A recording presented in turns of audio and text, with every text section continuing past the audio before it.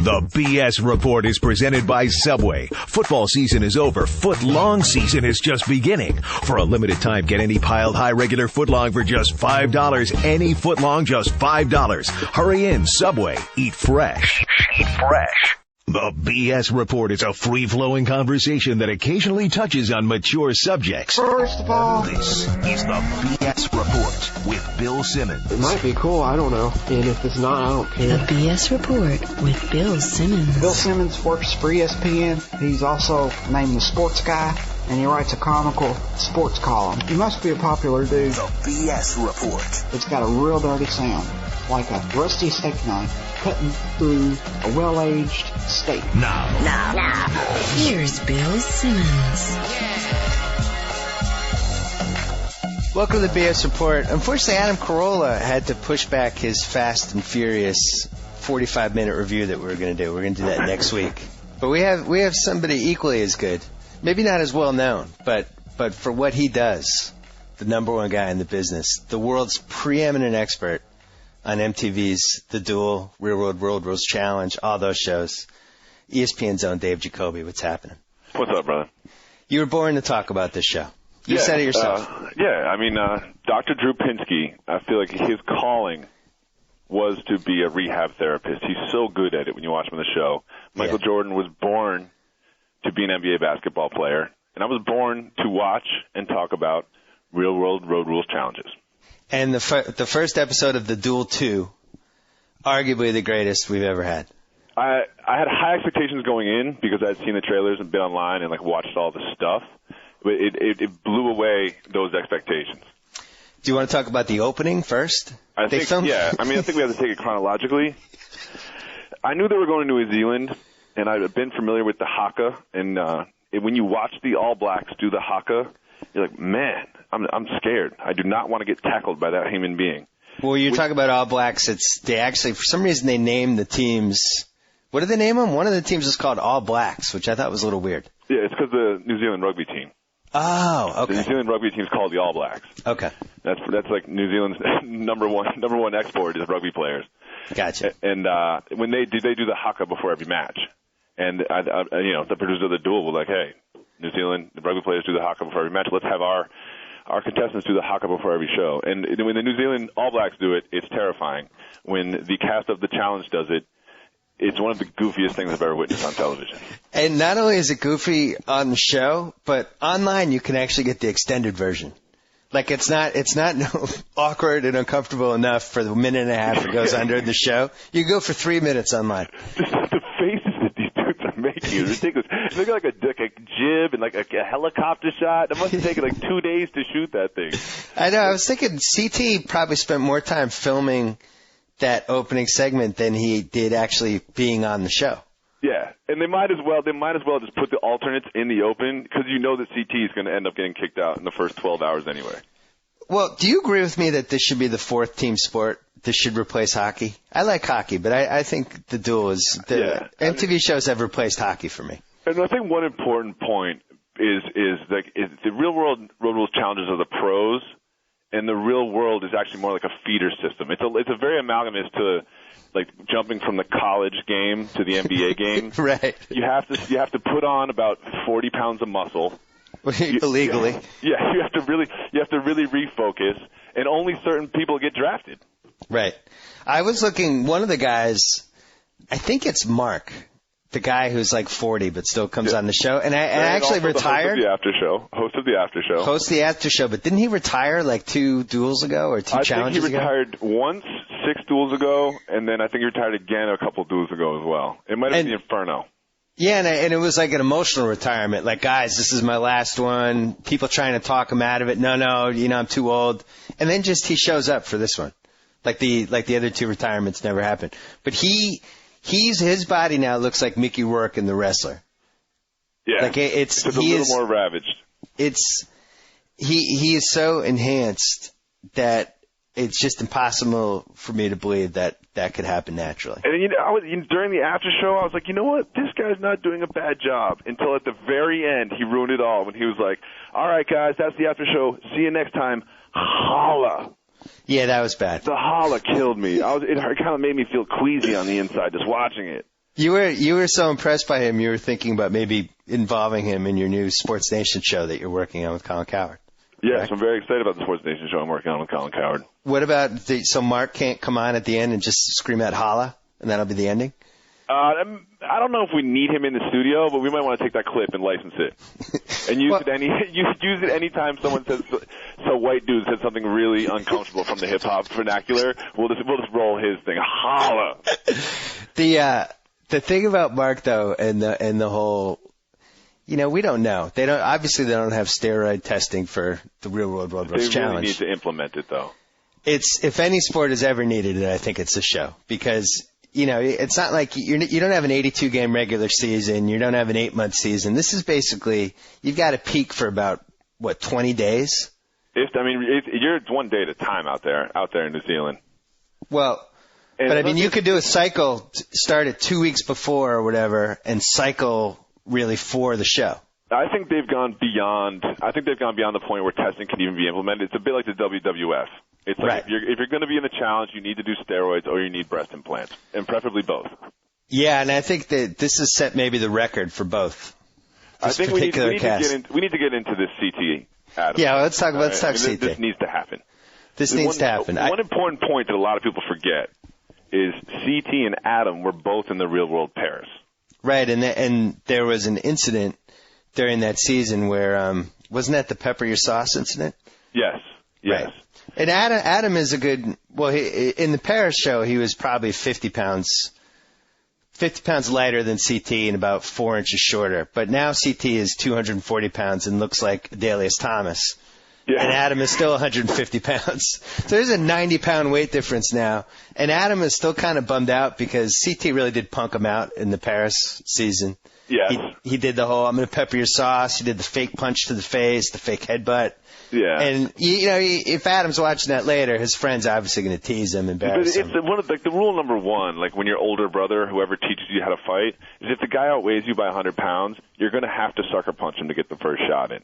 And not even with your fist, like with a 2x4. Like the old poke to the ribs of the steroid-addled, insanely angry gorilla named CT it's not getting it done. No, and what you don't want to do is have him sucker punch you. That's the wrong way to go about it. You actually want to throw the sucker punch. Yes, yeah. I mean, Adam's strategy was just way off, and it's hard to look intimidating when you're wearing a onesie with a poker felt on it.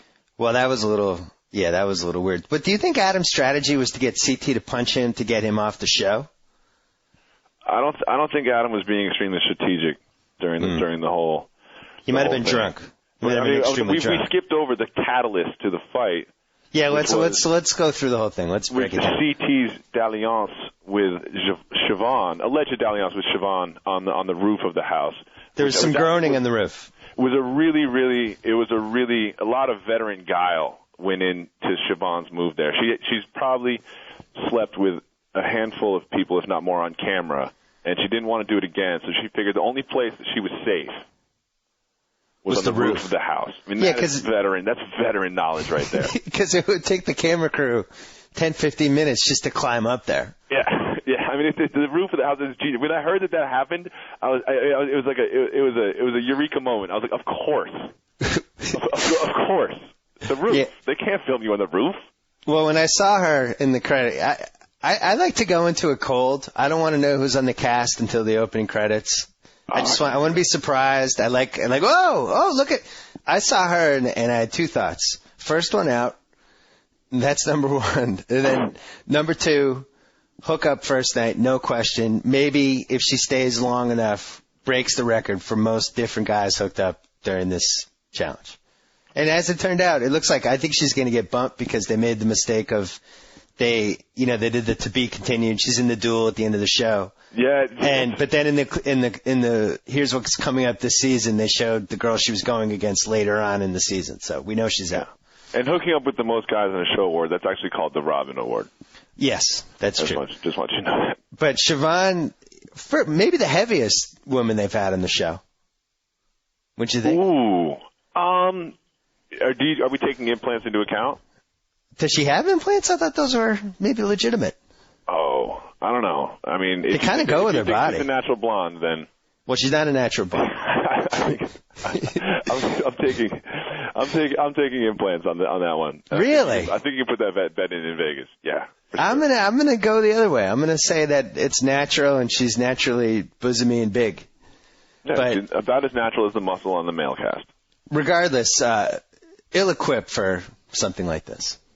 You don't want big, bosomy, and a little bit overweight. Aren't the three things you're looking for in the challenge? So she targets CT, who has an ex-girlfriend that he's broken up with. But I was a little down on Diem, his ex-girlfriend. Like, they're broken up. That's like classic girl logic. You didn't respect me, but I'm the one who broke up with you. Like, I love how girls spin that around. They're not together. I was allegedly on the roof with someone on a real-world challenge. Right. Yeah, it's not like CT had sex with their best friend. It's not like they were hooking up at like the Nobel Peace Prize ceremony on the roof. One great piece of information from the after show to skip ahead was when Siobhan revealed that CT and her had hooked up, and this is my favorite part, on the hosting circuit. Yes. Like this baffles me. This whole like we host parties during the off season, because there is a long off season in the challenge circuit. Right. Who are these people that are paying to have Siobhan on a flyer at their bar?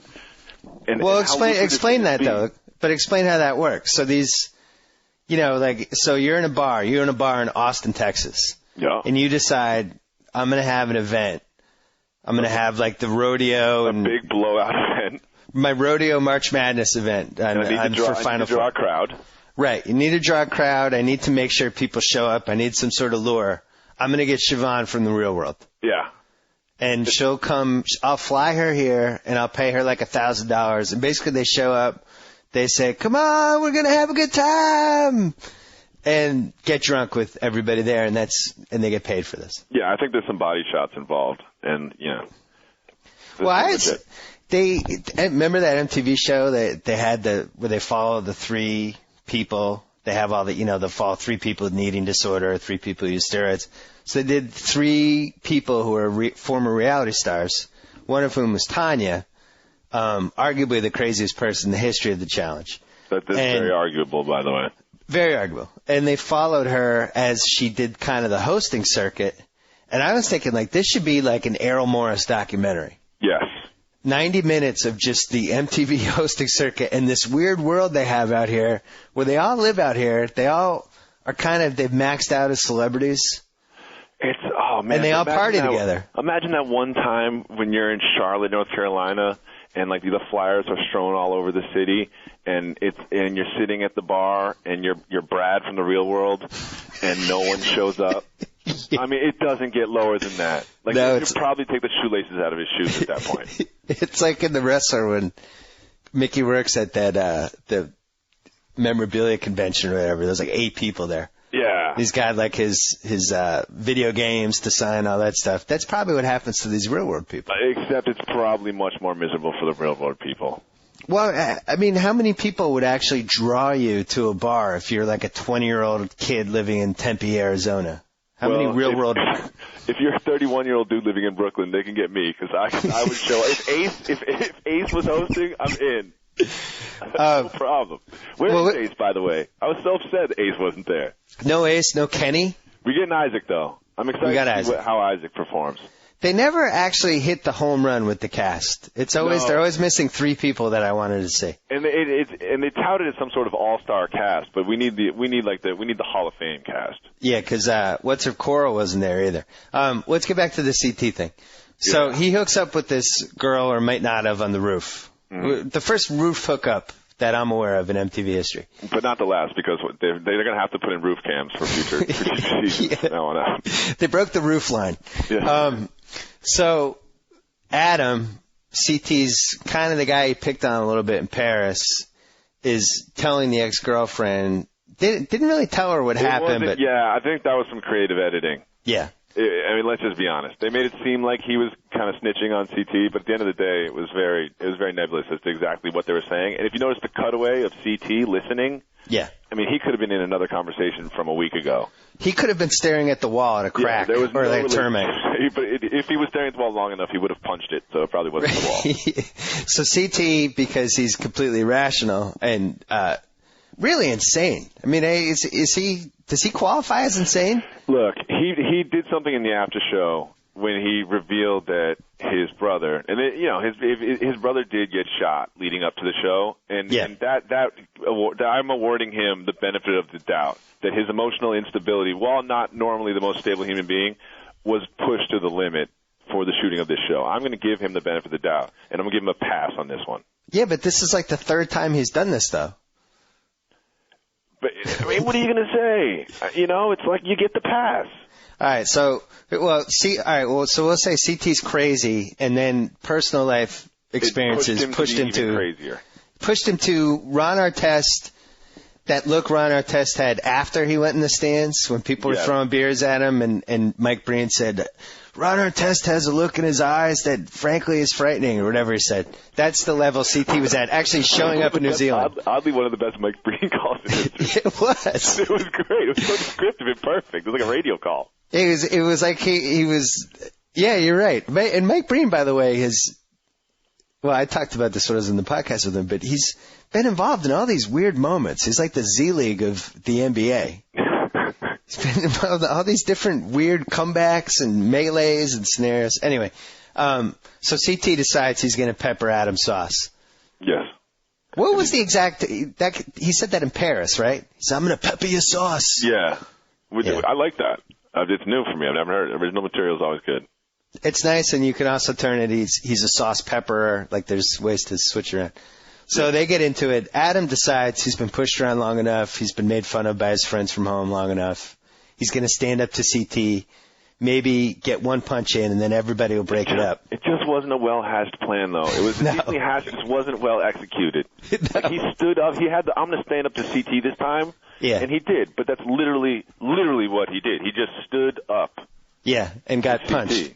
And then the other problem is you want to make sure that the people in the room who are going to break up your fight don't have a blood alcohol of like 0.37. Yeah. And also like semi-apathetic. You can't halfway break up a fight with CTs involved.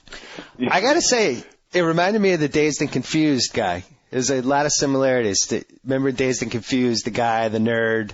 He gets called out by the guy with the slick back hair who's into his car. He's like, I'm gonna stand up to him. Yeah, I'm gonna stand up to this guy. And punches him once, and he expects everybody to jump in. Nobody jumps in. Guy rolls him over, punches him 100 times. So yeah, it was like that. But then it didn't end there. No. If you listen to Mark on the after show, and why wouldn't you? It went on for hours.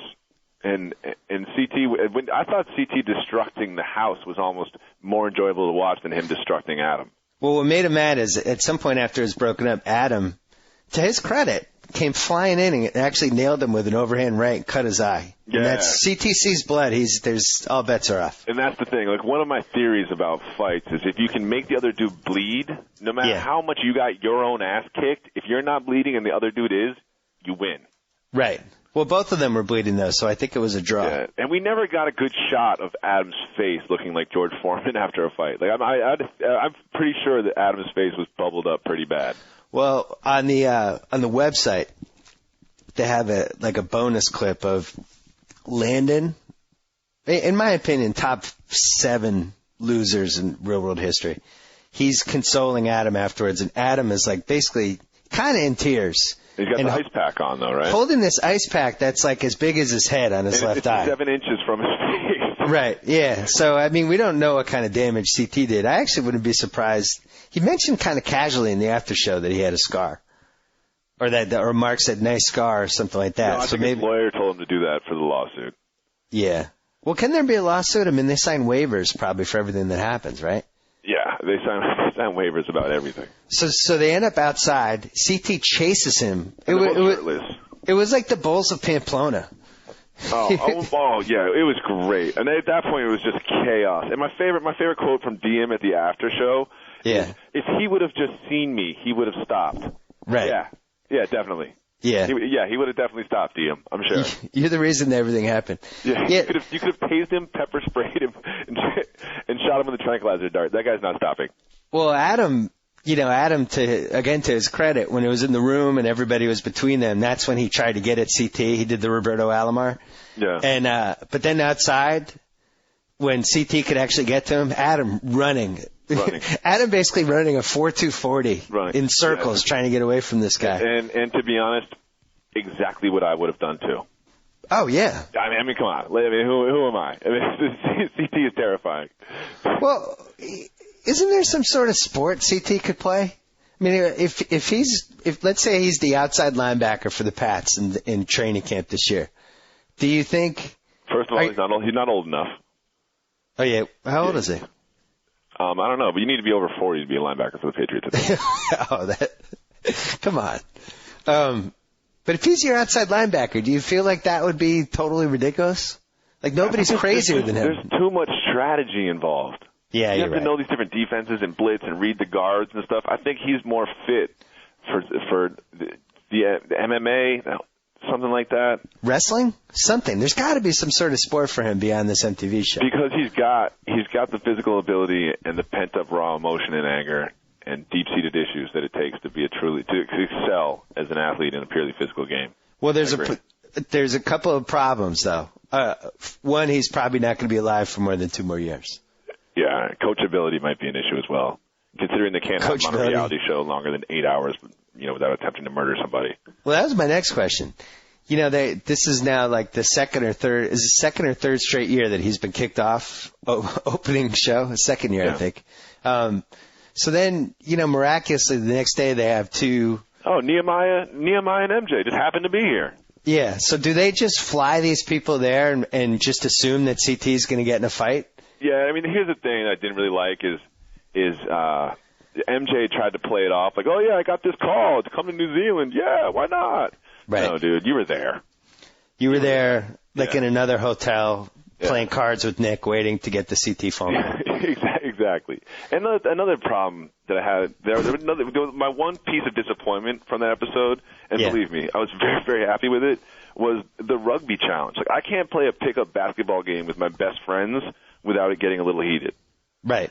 But these guys are playing rugby in New Zealand with, completely fired up in a competition for real money, and it's just very congenial rugby game. It was a terrible challenge. On paper, it's great. But I mean the way they had it where you have to tackle somebody, last person to get tackled or whatever it was. I just thought, just have the game and whoever wins, wins. But that was really my only downside to the whole first show, other than the fact that TJ Lavin didn't tell anybody that they killed it.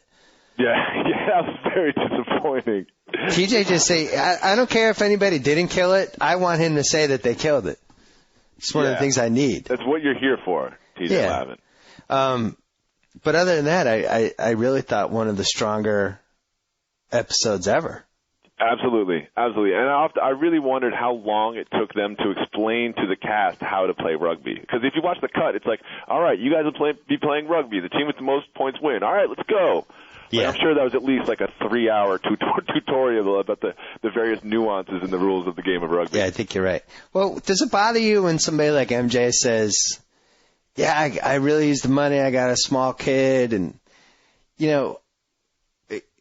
basically the theme of the show is that everybody really needs the money. I mean, they really, really need it. This hangs over everything. Nobody is there because, they're there to see what New Zealand's like. Yeah, or they're there to hoot. Yeah. They're all desperate for money, which brings me to my next question. Why don't they make like a sex tape orgy or something? Like you would think like 6 of them would just say, you know what? Sex tape, we'd probably make more than we do in the duel. I mean, it's they should probably hatch that plan. The cameras are there. The backdrop is there. One of the producers should probably just go ahead and do that. I think on their own time they would do it. They don't even need MTV. Money. I mean, they're basically doing it anyway. Because they're like, they get so excited about they're splitting up. I don't know. It's 6 people splitting up $300,000. $1,000 to split 6 ways after taxes. You get like a 6-pack of Coca-Cola and a Jack Stacks jerky pack. And you have to basically go away for a month. Nobody who has a real job can leave for a month. So they got to keep their schedule open. My 2-year-old really needs this. You know what else your 2-year-old could probably use? I don't know, a little parental guidance. Your 2-year-old could use a dad. Maybe a dad. Yeah. That's what your 2-year-old could really use. Yeah, I mean, like imagine you tell your boss tomorrow, hey, I'm out for a month. I'm going to New Zealand for the MTV Duel 2. Like, who has the flexibility to do that? Especially the way that they have it with the alternates. Like, I'm going tomorrow, by the way. And I might be back in a week. I might be back in a couple months. I might never come back. I've got a hosting. I might just hit the hosting circuit in New Zealand. We didn't even really tap all of the things that happened in the show because we also had a bisexual threesome in the hot tub, which I really wasn't okay with. Really? Why not? The thing where Brooke is, she just frightens me. I don't know what kind of sexuality she is.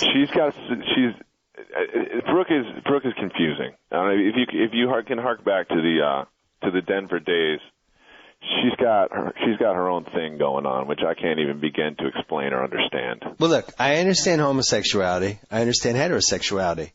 I don't understand heterosexuality with homosexuals. In love. That part is like, has science. That's her niche, man. Like, she's got her thing. How could that be a niche? He's going to punch somebody. Brooke is going to hang out with the gay guys. You know. But how could that be a niche? She's going to get really, really angry. But who?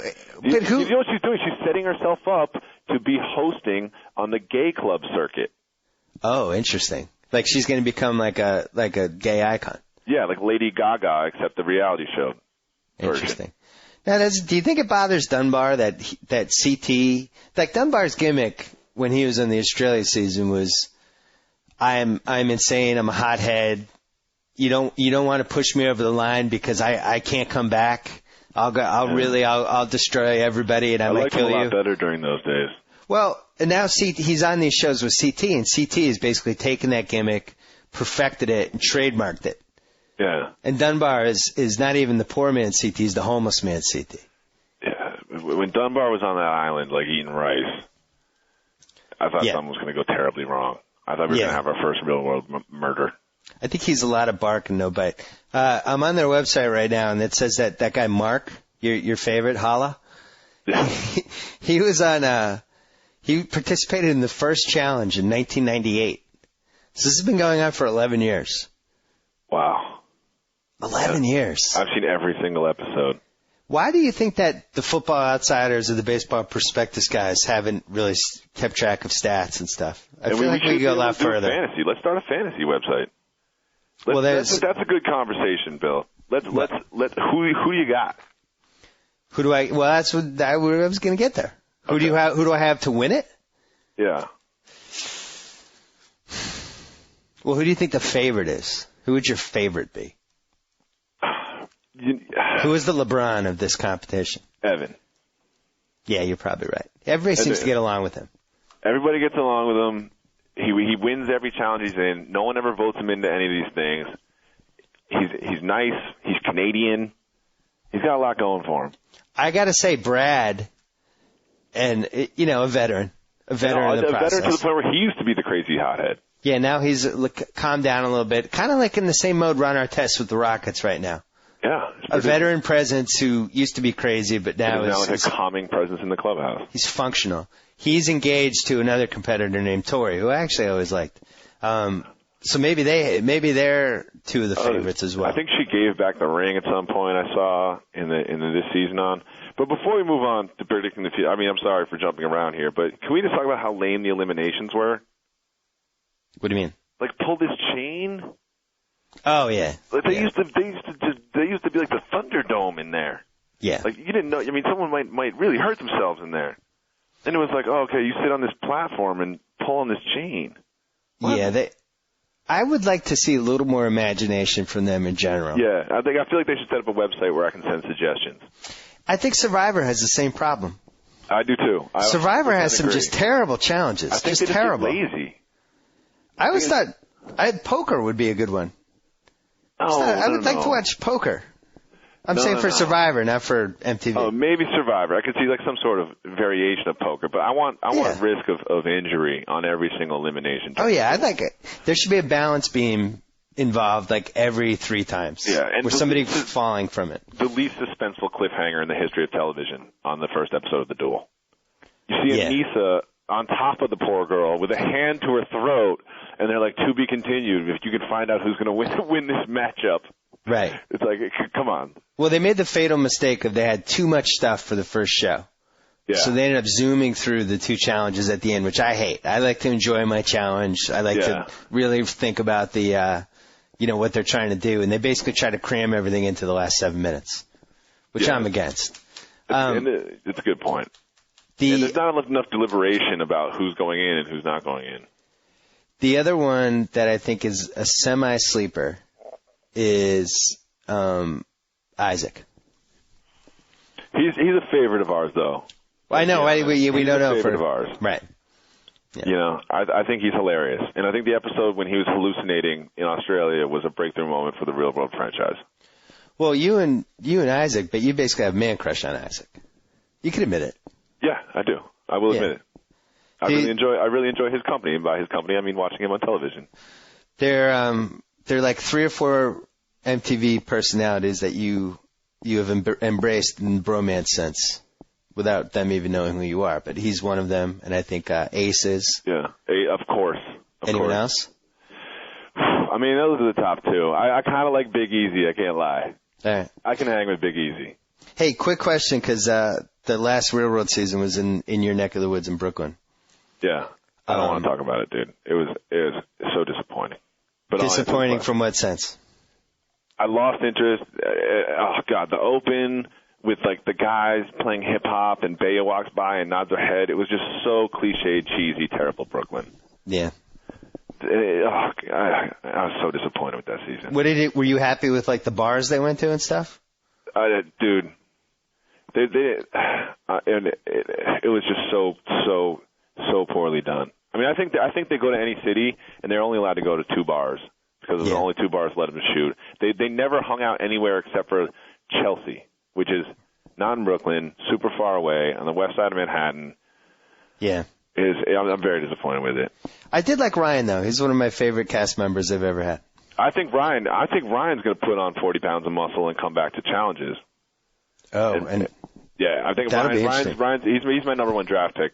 He's my number 1 draft pick coming out of college this year. He's the Blake Griffin. He's the Blake Griffin of this year's draft. I really think that the only place that they can continue to do the actual Real World show and have it be relatively real is Los Angeles. Because there's enough camera crews around where they're not going to get. Yeah, and enough bars, and enough clubs, and nobody's going to give a crap about them. Anywhere else they go, they're going to be the people are going to know who they are. I mean, I remember when they were in Boston, and I was living there when it was like 96. You know, every bar they went into, everybody knew who they were, and nobody, you know how Boston operates. Yeah. Nobody wanted those guys there. Everybody wanted to mess with them. And that's what happened with Brooklyn. They were supposed to be around my neighborhood, like sort of like downtown Brooklyn, but there's just too many people around. So they ended up on a pier in like Red Hook.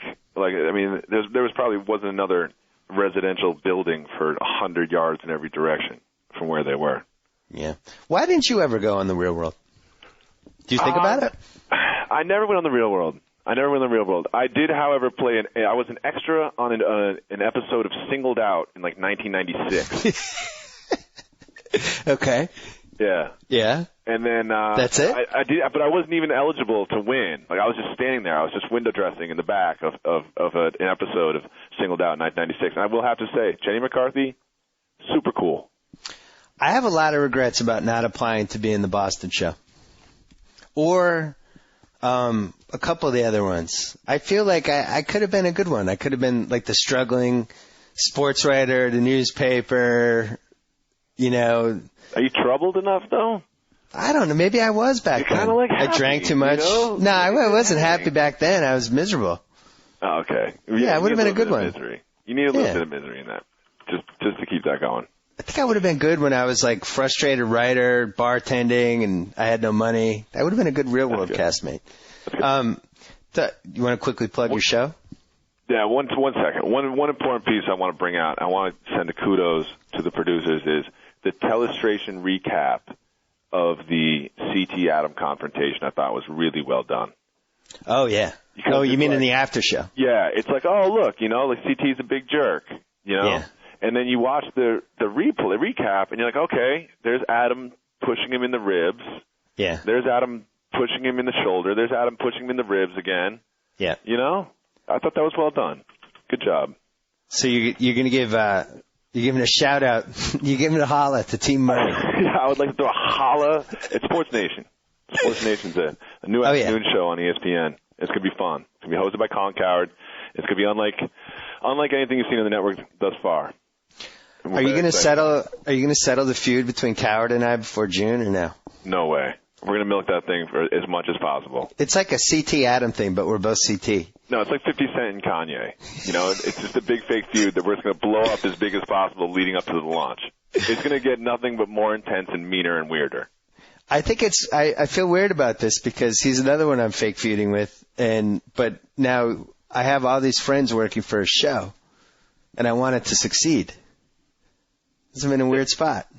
It's weird to root for somebody you're fake feuding with. And it's gonna get weirder and meaner and more personal and much more entertaining for everybody except for you two. Did you find a sidekick for him for the show? We're working on it. We're very close. We're very excited about the potential prospect.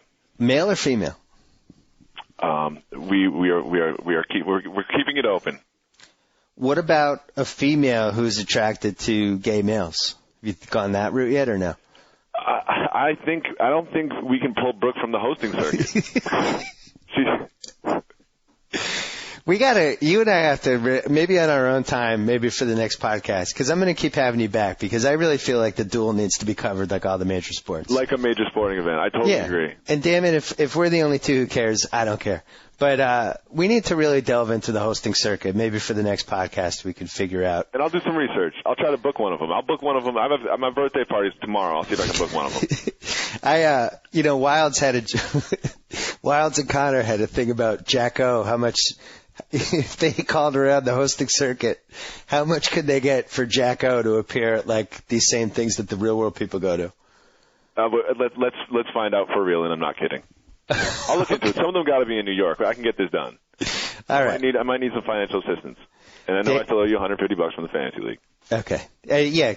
I did win our fantasy league, which was nice. Dave Jacoby, always a pleasure. We'll talk to you soon. Likewise, Bill. Bye. Bye. All right. I wanted to hit a couple emails before we go for the week. Did want to mention though, I handed my book. I think on Thursday or Friday next week. It will definitely be handed in on Thursday or Friday. So what that means is more columns and maybe less podcasts. I'm not sure. We'll have to figure that out. But next week I'm doing one column next week, and I also have to write one for the magazine ahead of time for the week after. So I think I only have one column next week. But then after that, more. So thank you for your patience once again. Had a couple emails I wanted to hit. Kevin from Chicago said, you've yet to mention the Jay Cutler trade. As a Bears fan, I thought it was a great move. What's your take? He's right. I didn't mention it. We had Mike Lombardi on talking about why don't teams just go all in and trade for Jay Cutler? You know, why not overpay for this guy? This guy's one of the 7, 8 great starting quarterbacks, potentially. And the Bears did it. They moved all in. They moved the poker chips in. They said, screw it. Lombardi made an interesting point, though. He said, you always hear that teams trade two first rounders for Jay Cutler. Technically, that's not true because, you know, they had the 18th pick this year, so you could say that they drafted Jay Cutler with that pick. So really, they traded another number 1 and a number 3 for the chance to draft Jay Cutler with the pick they would have had. I thought that was an interesting way to look at it, but I love that trade. Cutler definitely, his stock dropped a little bit. Just in the fact that he was so whiny. I think it's really weird that he wouldn't call the owner back. Like you're that oversensitive and you're that immature that you don't even want to just talk to the guy man to man.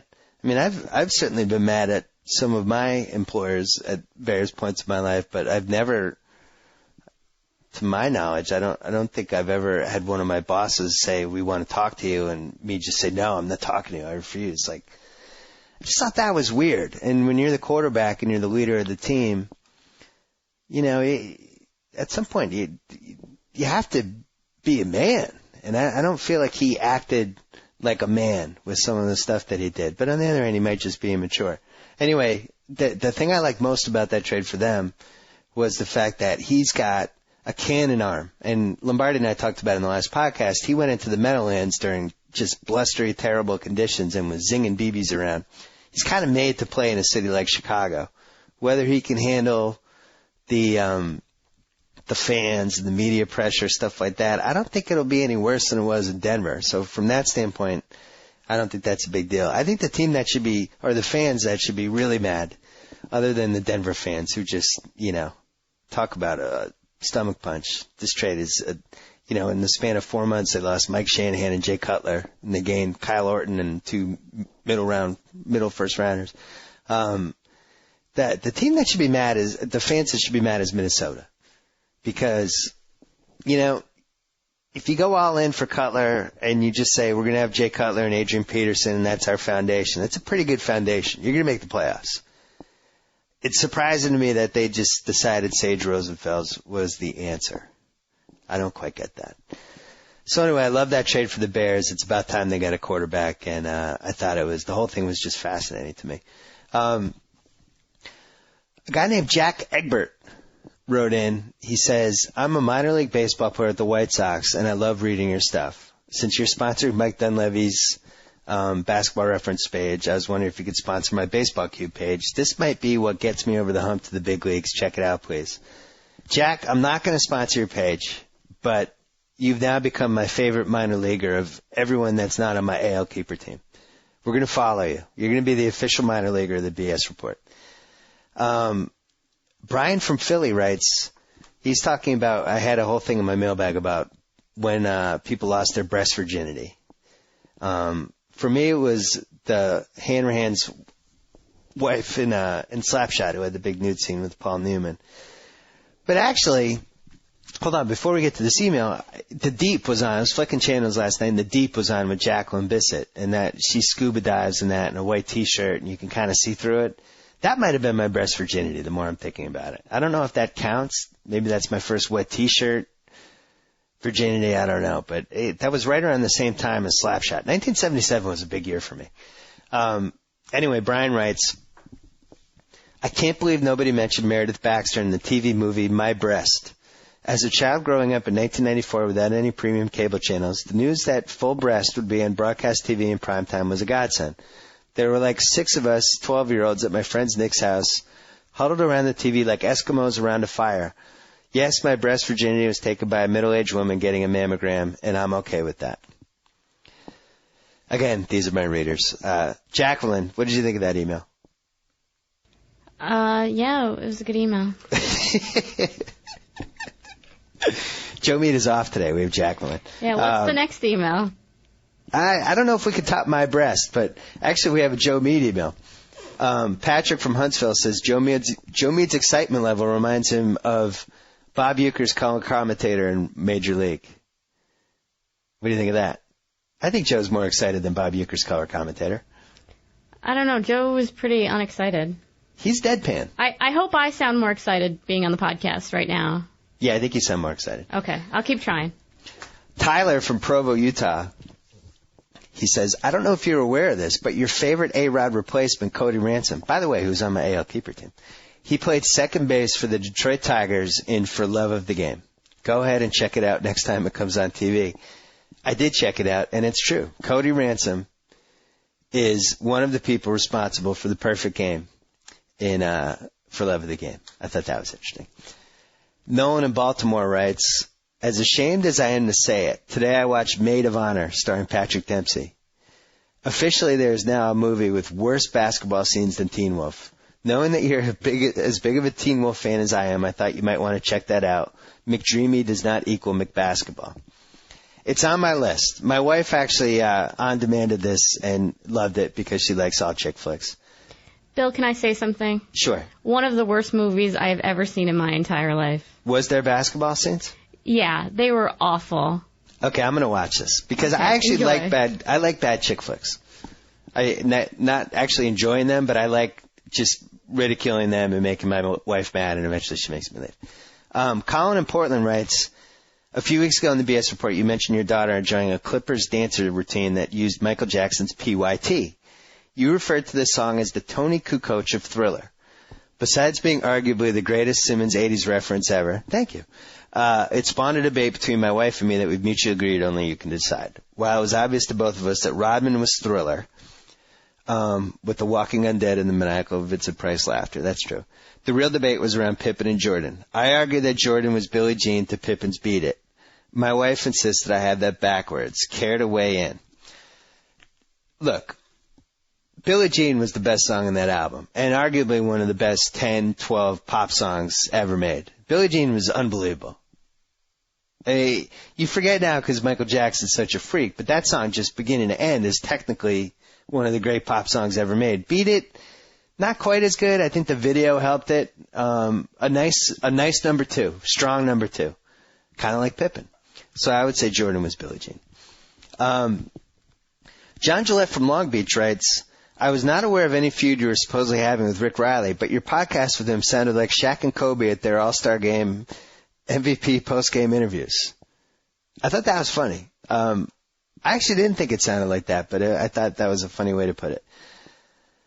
Brendan from Boston read my magazine column about A-Rod, and he says, there's one thing that most people are overlooking with the idea of a cohesive clubhouse. A-Rod's not necessarily a cancer within the clubhouse, as you said. Rather, he's one of the guys who could most benefit from a cohesive clubhouse. From all accounts, it sounds like this is a player who is incredibly insecure, yet has a talent level unlike anyone else. He's a paradox, cursed with these expectations both internally and externally. Therefore, a fun-loving, happy-go-lucky clubhouse might have the potential to create a sanctuary from these pressures. Instead, in New York, it's added pressure. So he must answer to an attempt to impress his peers. The discussion then isn't A-Rod's effect on chemistry. Rather, it's chemistry's effect on A-Rod. So now he goes on to argue that maybe if A-Rod had gotten traded to the 2004 Red Sox, which was a very strong team, strong personalities, all good guys, maybe that pushes his career to another level. I still think the Red Sox fans would have eaten him up, but we'll never know. Garrett, finally. I mentioned how many names I screw up. So I urge people to send emails asking me to pronounce certain names. Garrett from Detroit sent in a few. And the sad thing is I'm in an American League Keeper League and know all these names but have no idea how to pronounce them. I just know them from the computer or whatever. The first one is Baltimore's number 2 starter, the Japanese guy. I'm going to say his name is Koji Uehara. That'll be my pronunciation for that. Mariners right fielder who is starting right now because Ichiro is hurt. Vladimir Valentin. I'm going to go with that. Baltimore's top pitching prospect, Brian Matus, I'm going to go with. Yankees middle reliever. You know what's funny is I watched the game where he came in and I still can't pronounce his name. Jonathan Abaladejo. Jonathan Abaladejo. Jonathan Abaladejo. I'll say that. And then finally he throws out the guy who has the apostrophe in his name, the power hitting prospect from the Kansas City Royals. I will say Kila Kawahu. That'd be my prediction for him. One last thing. I don't know if you noticed, but the Royals have started out 2-1, and the AL Central doesn't look that good. The team I have anointed as my AL betting team, I have them at 15-1 odds. I think it's looking pretty good for them in the AL Central, and even better, the Texas Rangers, 3-0. I try to tell everybody. Jacqueline, why didn't anybody listen to me about Texas Rangers? They're going to go 162-0. They're on pace. It's impressive. Yeah, I was driving around the other day, and Tim Kirkjian was on Fred Coleman's show, and they're talking about the Rangers, and Tim Kirkjian said, Texas 3-0, who would have saw this coming? And I was in my car screaming, I saw this coming. Me. So if they can get to, I'm going to say maybe 23-17 through 40, I think I'm in pretty good shape because the AL West is a mess. And then, the Angels, their pitching was a disaster. And then tragically they lose Nick Adenhart, which was just awful. And, he this sounds stupid. He was on my AL keeper team and had been following him for the last 2 years. I'd watched his start the night before and, felt pretty good and seems like a nice kid, liked him. And just to wake up next morning, it's just gone. Especially, not just a drunk driving accident, but a guy whose license had already been suspended because of a drunk driving conviction. I just don't think there's a worse way for it to go. Like if that's your kid, you don't bounce back from that. That makes me so mad. And I just feel like, I hate to get on the soapbox, but the whole drunk driving thing, we got to figure out better laws for this stuff. Like, the guy who killed Malik Sealy, his license was suspended. He was out of jail in like 6 years. And then he got another DUI. Like, if you get one DUI or you're driving with a suspended DUI or whatever and you kill somebody, I feel like it should be like the square root of what the prison sentence should be. Like, if normally it would be 15 years, then it should be like, I don't know, 45 or 60. But it's just such a bad way for somebody to go out. It bums me out. But that was a little somber. But, back to the Rangers. I do think I think they're going to hit. I think that division stinks, and watch out. So anyway, R.I.P. Nick Aidenhart. We'll see you next week on the BS Report. Adam Carolla is going to talk Fast and Furious. We're going to have Mark Stein on. We're going to have Joe House and I are going to do our big playoff preview, and we're going to have Jack out. So 4 BS Reports next week. Until then. So I get to sign off. Whoa! Thank you for downloading the BS Report with Bill Simmons. Too much fun. Check out more podcasts at the iTunes Music Store or at Pod Center at ESPNRadio.com. Peace out. And that concludes another episode of the BS Report. And here's 55 more words that Bill Simmons intended to mention, but unfortunately ran out of time.